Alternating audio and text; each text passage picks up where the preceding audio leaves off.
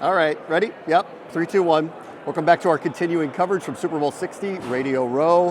What you are looking at here is the actual saddle that was worn by Secretariat and his famous jockey Ron Turcotte when he won the Triple Crown, greatest racehorse of all time. And it is part of the auction through Hunt Auctions and Christie's of Jim Irsay's personal collection, which is going to feature a lot of rock and roll memorabilia, but this moment of sports history. And here's Nathalie Ferneau from Christie's, and it's great to have you here. Great, yeah, great to be here. So happy to be here with Secretariat saddle. As you said, this is the Triple Crown saddle, so worn by Secretariat for all Triple Crown races and many of his other big stakes races. Yeah, and what do you think that that's going to fetch?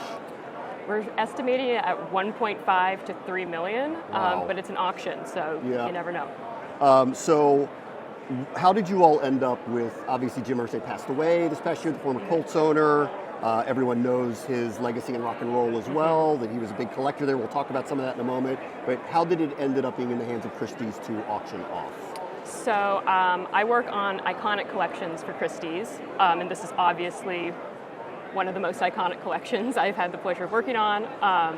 And when a collection like this comes up, I mean, Christie's does everything they can to work on it. So very happy that it came to us and to bring it to the Super Bowl here today. Yeah, you might not be able to see this. I'll show it to you, but one of the things that's being auctioned off as well is the very famous bass drum that the Beatles used on the Ed Sullivan Show that you've seen over and over and over. Not unlike the saddle here from Secretariat, but this is television history, rock and roll history. It's truly amazing.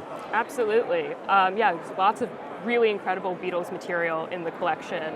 And just in general, I would say, in terms of pop culture moments, so many represented in this collection. That's what Mr. Irsay was really focused on, just capturing those really important moments for American history. So we have a guitar from Kurt Cobain that he recorded the Smells Like Teen Spirit music video.